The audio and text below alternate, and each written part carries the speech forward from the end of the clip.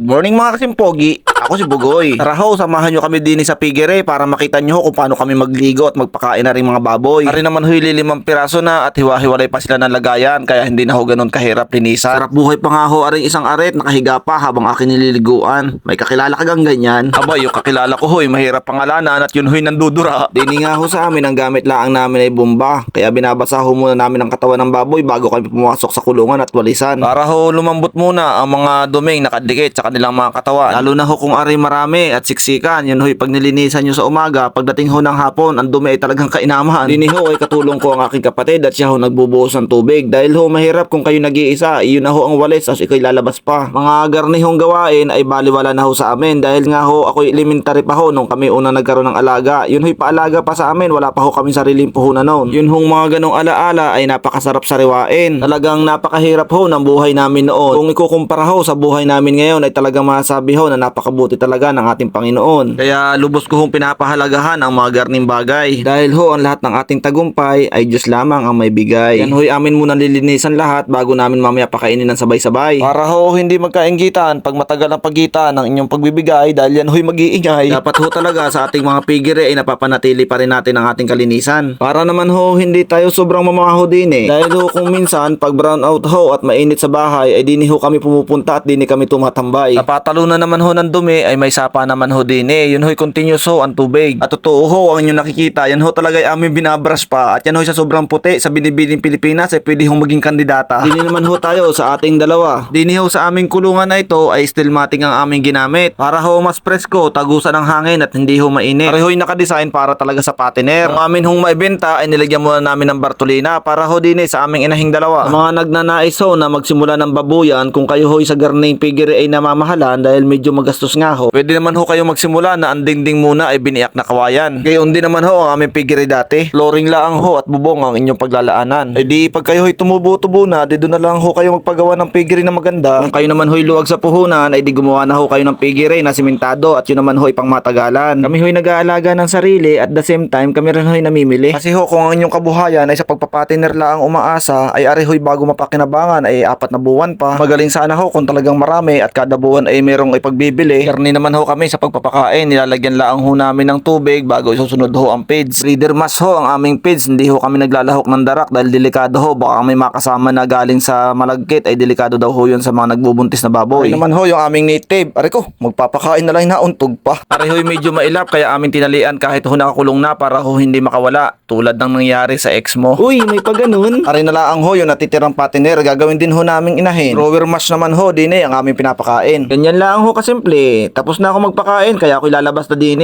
Aakyat na ho ako din akin lang dadandahanin. Baka kasi mahulog ako sa'yo tapos hindi mo rin lang saluhin. Wari ko'y makukurot ako ng aking asawa pag ari kayang nakita. Bukod ho dun sa baboy, meron din ako din ng kaunting manok, pabo at pato. Matalas ho ang kutsilyo din sa amin kaya mas mabilis ho ang magkatay kaysa magparami. Di naman ho ang aking pinatutuka ay darak. Yun ho may kasamang sapal yung galing ho sa paggagatan ng niyog. Digay ganun lang ho kasimple ang magintindi din Tapos naman hong maglinis ang baboy at magpakain at magintindi na rin mga manok, tayo naman ho'y nandini sa niya. Para naman ho linisin yung tricycle na ginamit kanina. Habang kami ho'y naglilinis, sasamantalahin ko na ho yung video. Ako ho'y magsa-shoutout ng ilan sa aking mga taga-suporta. Bilang balik pa sa salamat lang ho dahil tayo ho'y 5,000 followers na. Pareho, sisimulan ko na. Shoutout ho sa Gutib family, sa pangunguna ho ng aking classmate na si Jose Valentin Gutib, sa kanya ho misis na si Paula, at sa kanila hong anak na si DeAndre Giben. Shoutout din ho kay Ma'am Celsa at yan sa Kapangpangan na classmate ho ng aking asawa. Kay Sir Giovanni Pacaldo, kay Ma'am Rosemary Rosel Del Llosa. Yan, salamat po sa inyong mga suporta. At shoutout din ho kay Prince J. Lord Gutierrez, napakalupit ho na rin. Lagi nagsishare ho ng aking mga video. Shoutout din ho kay Ivan Laison, nakasama ko dati sa Sablayan. Shoutout din po kay Ma'am De Castro EA from Balete, Batangas. Kay Ma'am Eliza Fox at pinapa-shoutout po niya si Sir Second Lieutenant James Ventura, sir. Sa akin hong matitikas na classmate, shoutout din ho kay Gian Carlo Recalde from Marinduque. Sa mga lagi nagko-comment, kay classmate Angelica Katubay. Shoutout din po kay classmate Joser Ebora, napakagaling po mag-basketball niyan. At syempre kay classmate Risa Magbuo na lagi po nagsasuggest ng content natin na uplakan. Cash out naman daw ho kay classmate Ambo Antenor aka Monkey Dilupi. Shoutout din ho kay classmate Jane Dingle from San Jose Occidental Mindoro. Shoutout din ho kay classmate Ralph Villacrucis aka The Capgo. Ari naman ho shout in kay Sergeant Hazel Hazel Calleja. Dati ko pong AI yan. Nasa Palawan na po yan ngayon. Isang malupit na shoutout din sa aking kasama sa sablayan dati na si Sergeant Lorenzo Vicente. Napakabait po niyan. Iilan lang kaming gwapo doon. Nalipat pa ako. Di sulo na ni Sarhinto. Shoutout din po kay Ma'am Estela Robles at sa aking pinsan na si Ate Janet Florendo Batangas. Ganon din kay Sir Arman Acosta. Yan, salamat po sa inyong mga suporta. Shoutout din po sa aking kaibigan na classmate ko nung high school, si classmate Royly Javier. At syempre, hindi pwedeng makalimutan ang aking classmate na napakalupit na lagi nagsishare ng aking mga video kahit nung una pa na si classmate John Aaron Tadya. Shoutout din kay paring Jobert Kasungkad at sa kanyang pamilya, sa kanyang asawa na si Ma'am Nelan at sa kanyang anak na si Bibo. Ganon din sa pinakaloyal kong classmate na si classmate Jerby Lugmao. Shoutout din po sa aking kaibigan na si King Carl Asurin aka